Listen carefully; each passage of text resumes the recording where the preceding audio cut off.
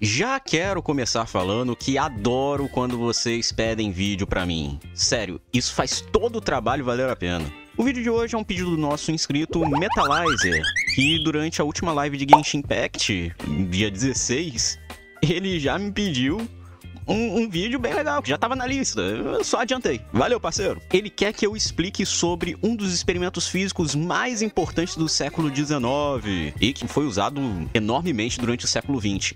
A experiência da fenda dupla de Yang. E já adianto que vocês ainda terão de brinde a oportunidade de fazer esse experimento na sua casa. Só fica até o final do vídeo que eu explico como, tá?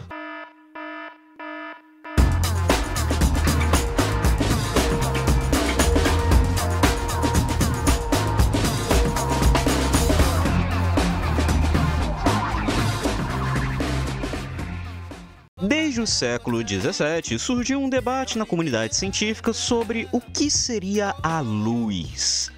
De um lado, tínhamos Sir Isaac Newton, defensor da teoria corpuscular da luz, ou seja, a luz seria formada por partículas. Do outro lado, tínhamos Christian Huygens, defensor da ideia de que a luz se propagava na forma de ondas. Esse embate não temos vencedores ou perdedores, apesar de alguns afirmarem que Newton que saiu vitorioso. Mas enfim, isso aí é de cada um, né? Isso acontece porque, mesmo após a morte desses dois cientistas, as duas correntes de pensamento permaneceram na comunidade científica durante muito tempo.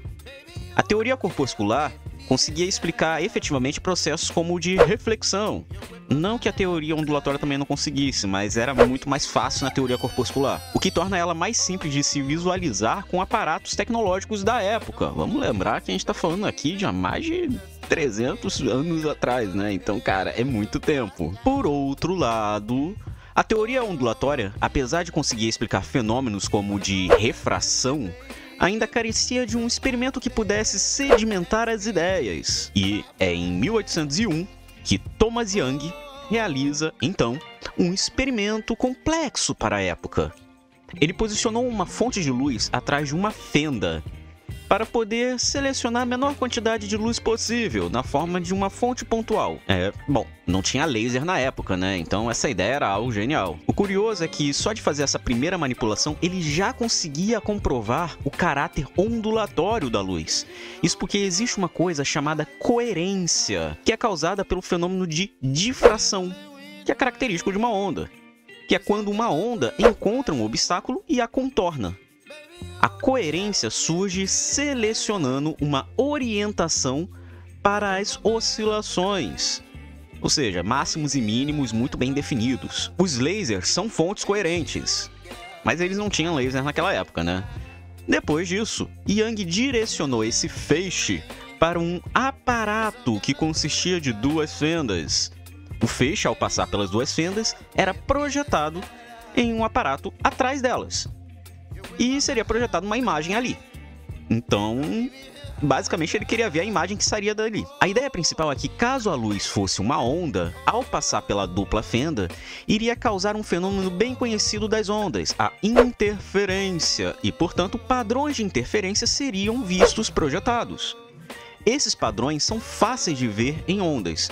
Eles acontecem quando duas ou mais ondas acabam se sobrepondo, e você vai observar isso ao jogar duas pedras em um lago parado. As ondas geradas vão se propagar na água até que elas se encontrem, e uma interfere na outra. Quando uma crista, que é o ponto mais alto de uma onda, encontra outra crista, ou um vale encontra outro vale, elas interferem construtivamente, enquanto que se um vale encontra uma crista e vice-versa, a interferência é destrutiva. Esse fenômeno é algo característico de ondas, por isso, se ele observasse, a partir da luz, a teoria ondulatória se provaria correta. E adivinha? Essas são imagens formadas por um experimento desse. Pois é, o cara há mais de 200 anos conseguiu, com velas, provar que a luz era uma onda. Claro, depois surgiu a questão sobre que tipo de onda era, e aí isso foi respondido por Maxwell, provando que era uma onda eletromagnética, mas enfim. O curioso é que, a partir disso, é possível estudar as características ondulatórias da luz, como o comprimento de onda, e é exatamente o que o Young fez. Ele justamente começou a tabelar os comprimentos de onda de cada cor de luz. Usando apenas geometria básica, E usando o experimento da fenda dupla, conseguimos determinar esta fórmula aqui, que vai indicar qual o comprimento de onda da luz que você está usando. Genial, né? Agora, pegue papel e caneta e anote aí como fazer um experimento da fenda dupla em casa. Você vai precisar de um laser, desse de papelaria mesmo, uma trena ou régua para medir distâncias, uma tira de papelão pequena, fita isolante e um fio de cabelo. É o quê? Sim, você não ouviu errado. Um fio de cabelo. O pessoal que acompanha o Arte Ataque quando era criança possivelmente ia pensar que eu ia pedir sangue de unicórnio ou, sei lá, aparador de cachimbo, né? Mas o fio de cabelo já tá no Vale da Estranheza já. Primeiro de tudo, abra um pequeno quadrado no papelão. Posicione o fio de cabelo no centro do quadrado e prenda ele usando a fita isolante, de tal forma a preencher o quadrado, deixando apenas uma pequena fenda onde, no meio, se encontra o fio. Sim, esta será a nossa dupla fenda. Agora, o que tem que fazer vai ser de boa. Posicione o aparato de uma superfície que você quer projetar a interferência, como a parede, por exemplo. Meça essa distância. Depois mire o laser exatamente no fio de cabelo. E pronto! Acabou de fazer o experimento da fenda dupla de Young.